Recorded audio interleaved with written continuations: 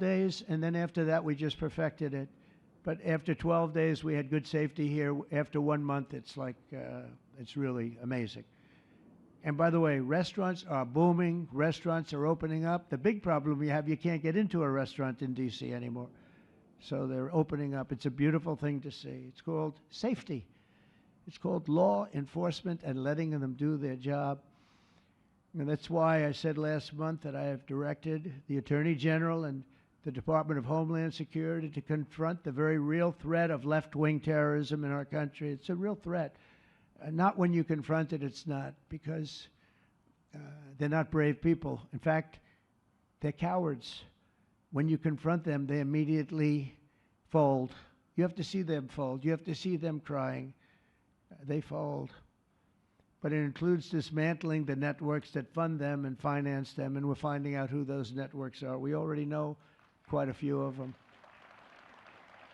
When you see these violent incidents and then you see people holding this gorgeous sign with beautiful wood, beautiful cardboard, wood, everything's perfect paint job, and they're all the same. There are thousands of them.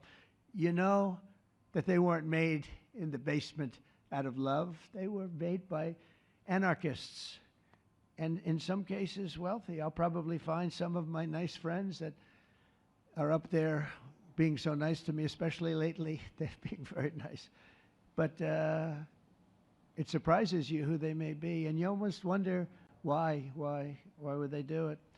But they're hurting our country, and we're really taking it back one by one. If we didn't go into Los Angeles early on in the administration, the commissioner, the chief of police, Los Angeles, said if they didn't go in, we would have lost our city. Now, they already lost 25,000 houses to fire because they wouldn't let the water come in from the Pacific Northwest, which they should have done. I said, you better do it.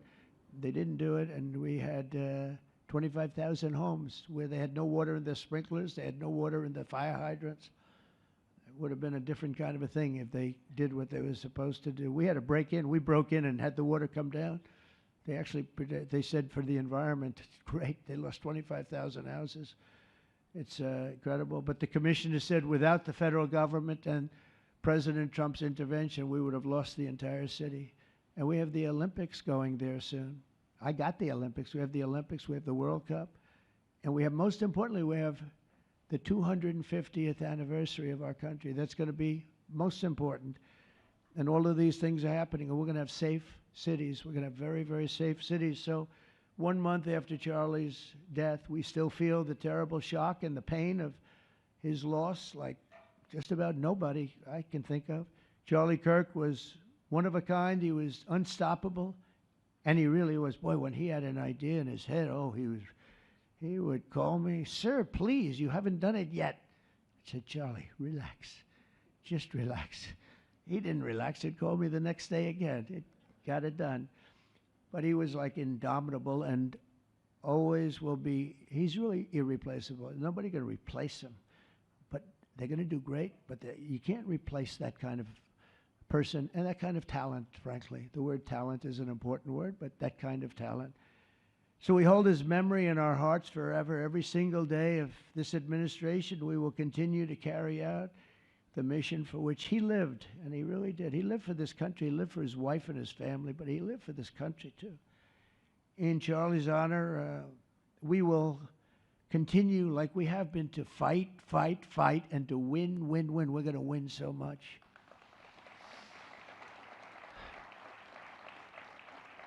So the Presidential Medal of Freedom is a big deal. You have the Congressional Medal of Honor, military, and the Presidential Medal of Freedom, which is civilian. And the Presidential Medal of Freedom is a really big deal. Very few people get it.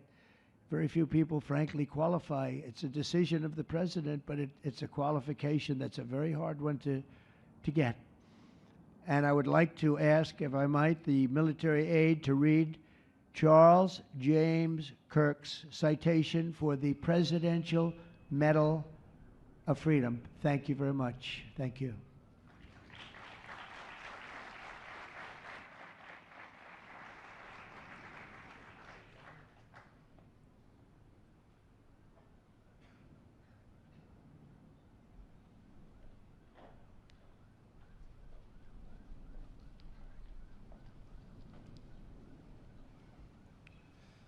The Presidential Medal of Freedom is awarded to Charles James Kirk. Accepting on behalf of Charlie is his wife, Mrs. Erica Kirk. Charlie Kirk was one of the most influential American political figures of his generation. At just 18 years old, he founded Turning Point USA and grew it into the largest conservative youth organization in the nation. For over a decade, he tirelessly traveled the country, leading a movement to restore respect for our founding principles, reawaken our national identity, and inspire a renewed spirit of religious devotion.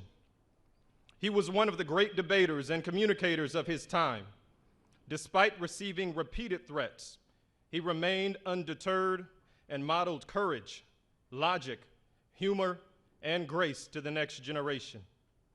On September 10th, 2025, at age 31, Charlie Kirk was assassinated while addressing a group of students. The United States honors him as a martyr for truth and freedom.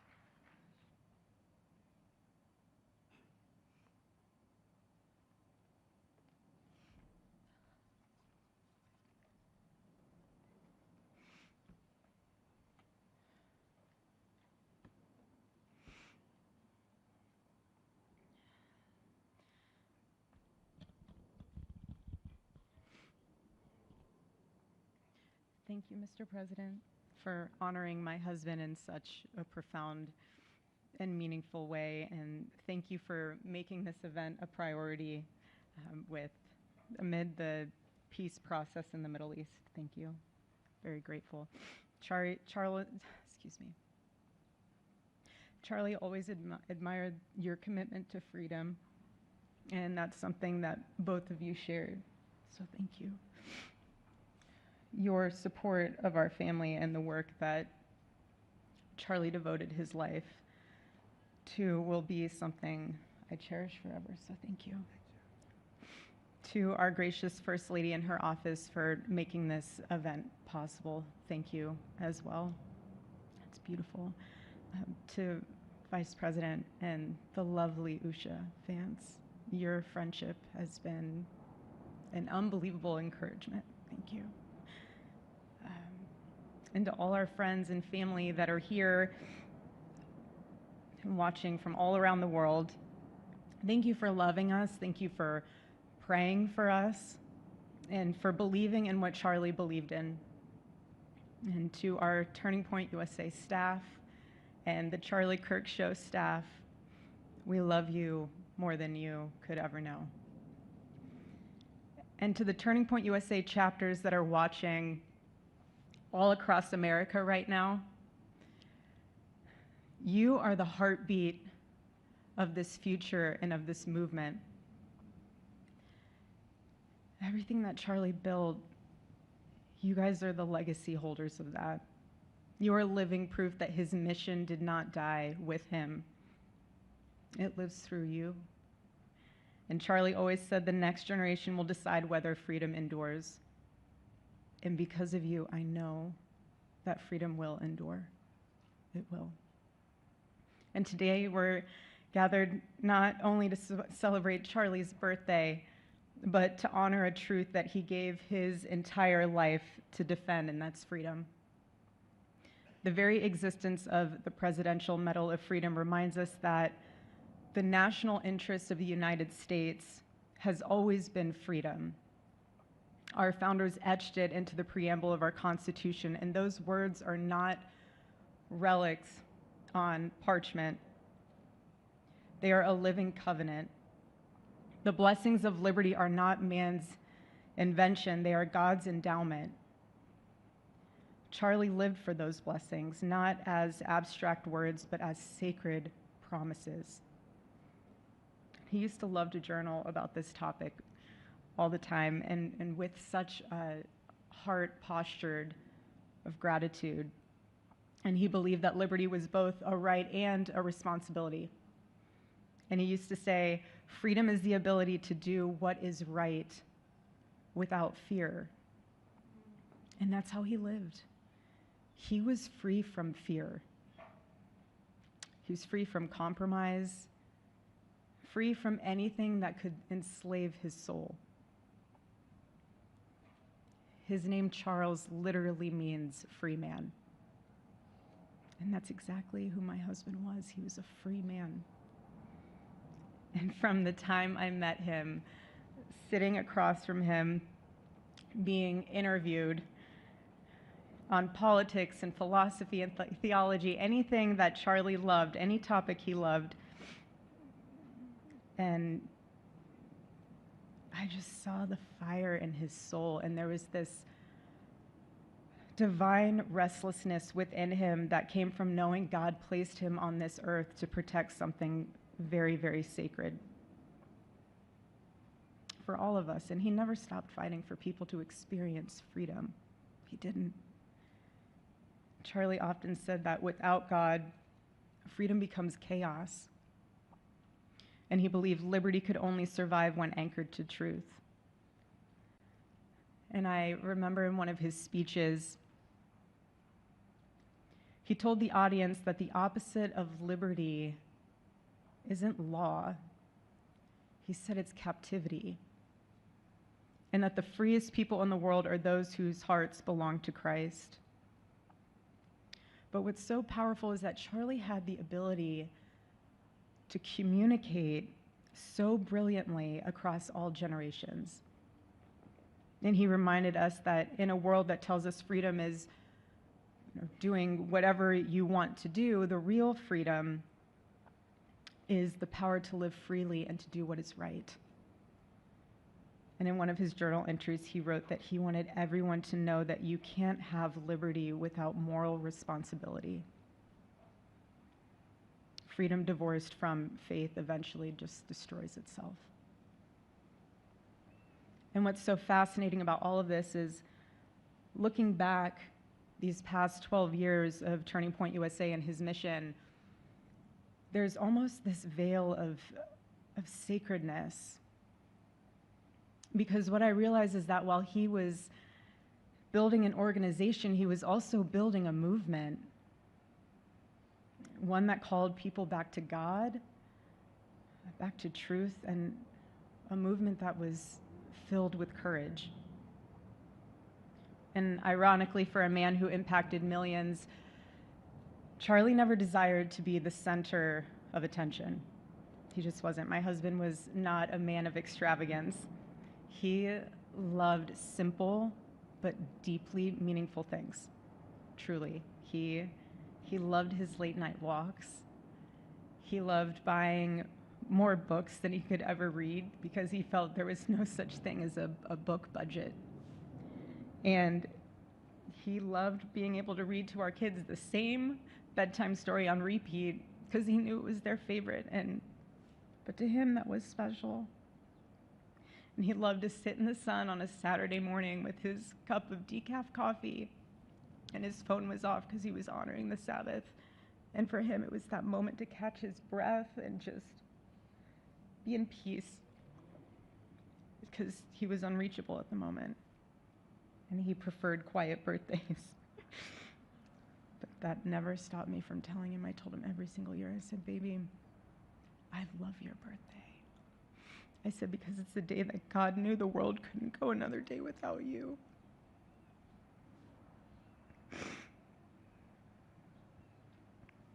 And so the rhythm of our usual birthday celebration for him was mint ice cream, mint chocolate chip ice cream. He only had it twice a year, on his birthday and 4th of July.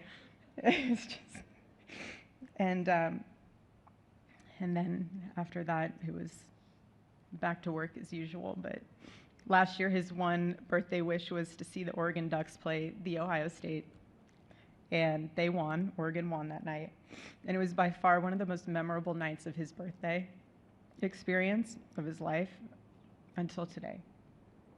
And so, honestly, President Trump, I have spent 7.5 years trying to find the perfect birthday gift for Charlie.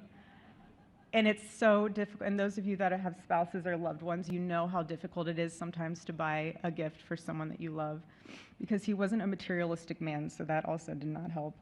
But now I can say with confidence, Mr. President, that you have given him the best birthday gift he could ever have.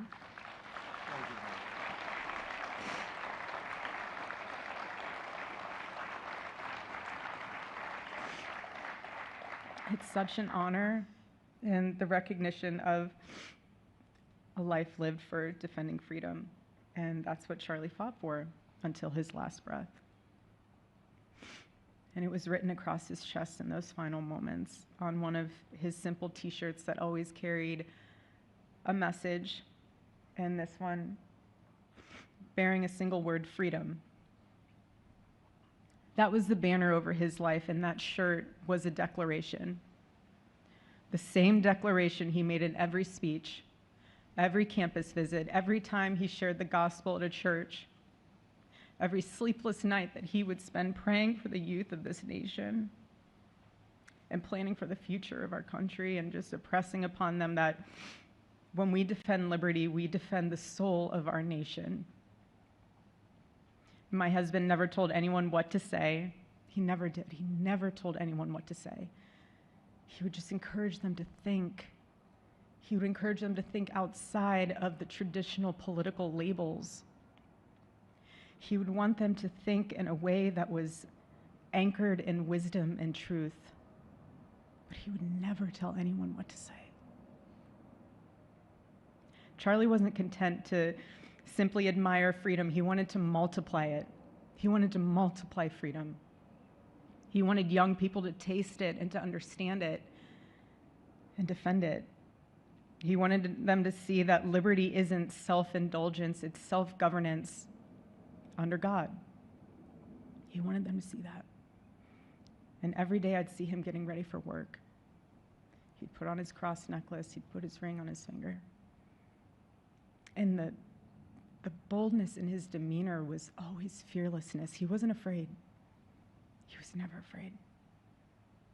In his daily actions, whether in office or on campus or at a church, it was always without fear. That was his creed. That is how he lived out every single day. He didn't fear being slandered. He did not. He didn't fear losing friends, I can tell you that. He didn't. He didn't care.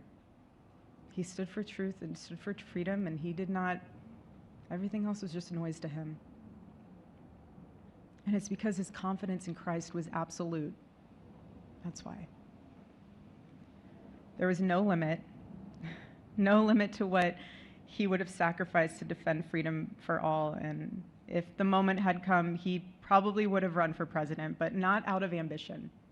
He would only have done it if that was something that he believed that his country needed from a servant's heart standpoint. And Charlie lived only 31 short years. No, he's 32, but on this side of heaven, but he lived. He lived every single second he lived. He filled every single day with purpose, and he fought for truth when it was unpopular. And he stood for God when it was costly, but that's what we're called to do. Surprisingly enough, he did pray for his enemies, which is very hard, but he did. He did. He did. No one else, I mean, I saw him do it. No, he never did it in front of anyone else, but I can attest to that. But he also loved people when it was inconvenient. And he ran his race with endurance, and he kept the faith. And now he wears the crown of a righteous martyr. And for me and for our children, the truth really steadies our grief, because heaven gained what earth could no longer contain: a free man made fully free. to all watching, this is not a ceremony. This is a commissioning. And my message is simple. I want you to be the embodiment of this medal. I do. I want you to free yourself from fear. I want you to stand courageously in the truth. Listen for the still, small voice of God. And remember that while freedom is inherited in this country, each of us must be intentional stewards every single day. God began a mighty work through my husband, and I intend to see it through. And the torch is in our hands now. It's in mine, it's in yours, it's in all of yours, it's in all the students with Turning Point USA. And before I close, I'll share with you that I asked our daughter what she would like to say to Daddy for his birthday.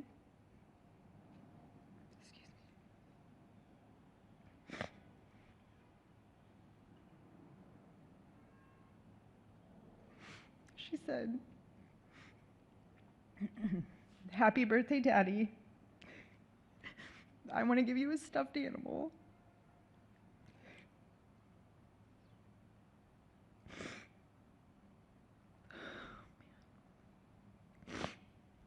I want you to eat a cupcake with ice cream, and I want you to go have a birthday surprise.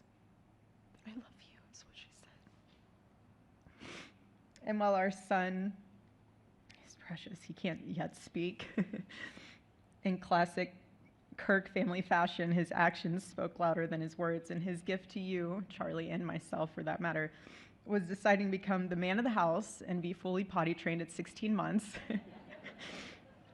But Charlie, baby, I know that you're celebrating in heaven today, but gosh, I miss you. We miss you. And we love you, and we promise we'll make you proud. And Charlie's life was proof that freedom is not a theory, it's a testimony. He showed us that liberty begins not in the halls of power, but in the man of a heart surrendered to God. And so today, as we honor Charlie with this incredible Presidential Medal of Freedom on his birthday, I stand here with tears and just a humbled heart and spirit, because his story reminds us all that to live free is the greatest gift, but to die free is the greatest victory. Happy birthday, my Charlie. Happy Freedom Day. God bless you.